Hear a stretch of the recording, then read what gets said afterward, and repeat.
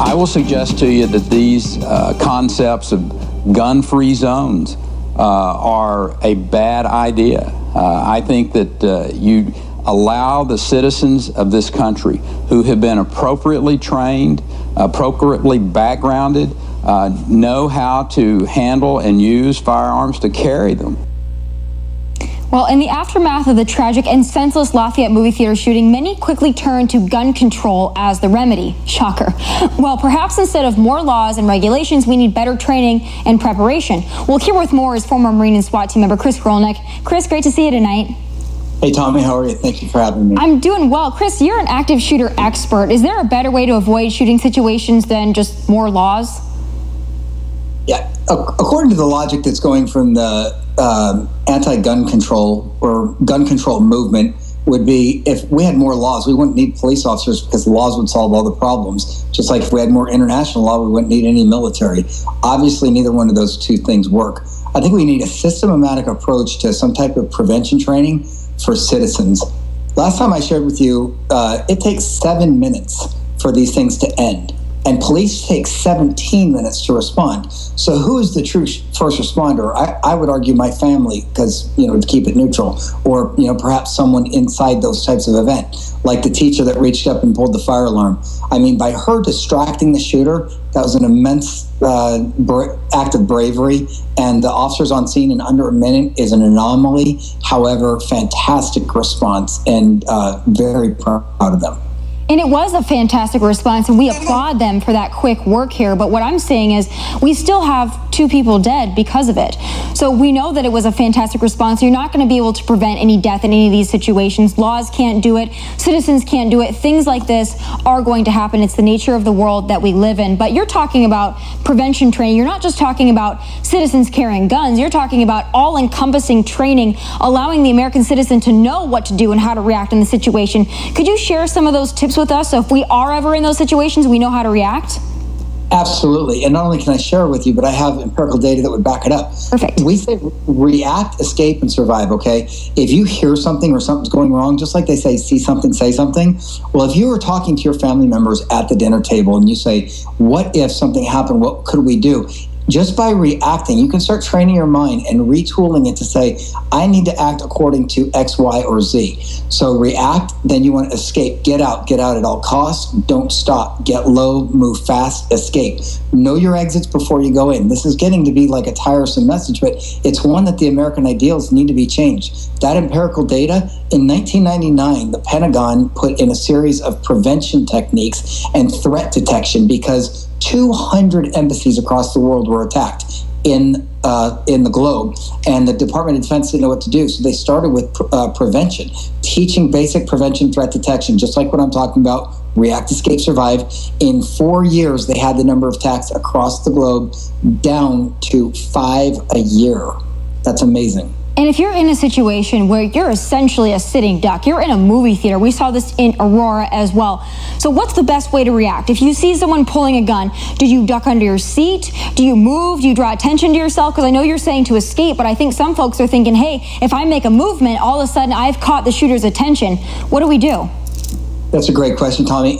And you know what? That's a really great, not only question, but like a moral fabric question.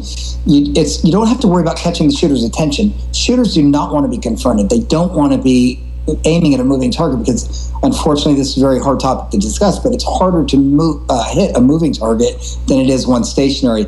And I would ask you, in a fire, would you hide under your chair trying not to draw the attention of the fire, or would you try to get out of your house and wait for the fire department to come rescue your belongings? So it's similar to that. We do not want to just freeze. It's like fight and flight. We all know what that means. But there's something called the Forgotten F, which I've published at ActiveShooterExpert.com.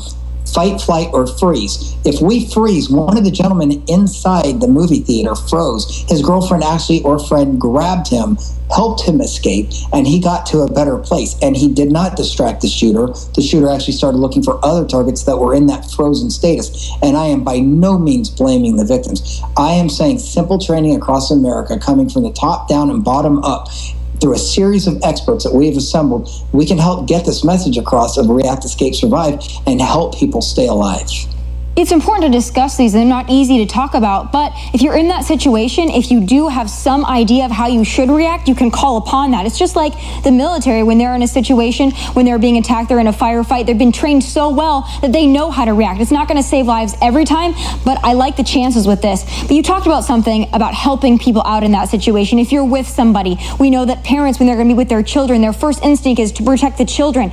Say you're with someone, say you're with your boyfriend or your girlfriend. Do you look to them and getting each other out, or do you flee for yourself? It's not an easy thing to talk about, but what do? I think we have the conversation before we go into the movies, okay? Because we don't want TSA checking us into the movies and selling us tickets, in my opinion. However, we don't want armed guards watching at each movie either. What I think we need to do is some type of reality mannerism check, if you will, almost like what can we digest personally as human beings? And that is having the conversation at the dinner table, at dinner before the movie. Hey, goofy thing, what if something goes wrong? Well, I think we should find the exit and go. And when you take your seat, what exit is close to you? And if for some god-awful reason the threat is coming from the direction that you plan to leave by, go the other way. It sounds simplistic, but if we can train our brain to just simply move, react, and escape, you're going to survive and you're going to help many people along the way. What I relate it to as well is I think all of us growing up in elementary school on up, we had situations, we had tornado drills, we had lockdown procedures. I've actually been in my high school, I was in a lockdown situation in which we thought there was a gunman and we knew how to react. We went into a lockdown scenario. We all were very quiet. We wanted to keep away from the doors. We knew how to react, and yes, we were all terrified, but we're trained for this. We had drills for this, and that's what the everyday American needs to take it upon themselves and their families to do in addressing this situation. But something that you mentioned in an article that you wrote as well, and when you did commentary last week, is you said that it's not guns either way that are going to make the difference here. We don't support, as you mentioned before, we don't support arming people at the movie theater, nor do we support a TSA type screening process to keep gunmen out. So it really is the training. But what about carrying concealed? Do you think that there is a place for that for those that are trained with a firearm? Absolutely. And there's empirical data, which is kind of ironic, that supports both ways. There was one company that did a study that showed 360 people armed with not fake pistols, but ultimate training munitions, which is like paintballs on steroids. They hurt very bad if you get hit by them. SWAT team members use them for training. And they attempted to get concealed handgun holders to take out, if you will, some bad guys coming to get them. And 359 of them failed. One of them got away and turned and said, well, I watched a free video at ActiveShooterExpert.com, and this is not a self-plug. I think you know, Tommy, we don't sell anything on our website. Everything is for free.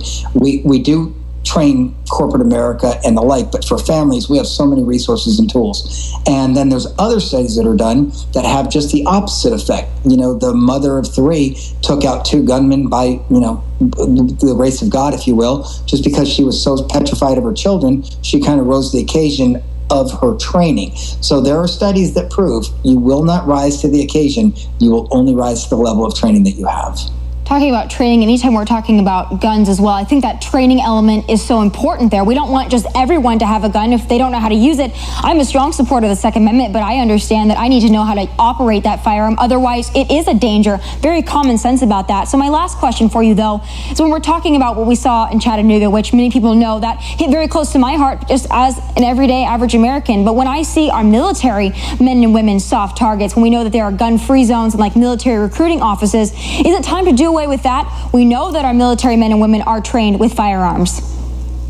Absolutely. So you have blocks of instruction that you could put into the recruiter school to arm one person or all of them. And you can make one person the officer of the day, if you will. That way it's an open, friendly area. People can walk in, feel welcome, sign up for their military, do their patriotic duty, and do the things they want to do. And at the same time, you give the actual, protection force that is ready to deploy. They call the Marines the 911 force for a reason. They can get anywhere in under 24 hours and save anyone from anything. I happen to be biased as a former Marine, but you arm them and you give them the ability to do what they need to do to get where they need to go. But you're right, it all comes down to training, and I want to thank you for your service as well. But I'd like to remind folks, when they say we don't want everyone around us to be armed and have guns, I would agree with that. We're talking about arming teachers, we're talking about arming people at a movie theater. I agree with you there. But when we have trained professionals in certain areas where it's necessary, I just like everyone to think common sense-wise. After 9/11, we had armed marshals on our flights. I know I felt a little bit better knowing that there was someone in that airplane that could take action if necessary, and they were highly trained to do so. So it all goes back to training, whether you're armed or whether you're not. But I encourage everyone to take a look at that, because families can start now. So if they are ever in that situation, they know how to react. Chris, thank you so much for being here with some very common sense tips for us. Still ahead.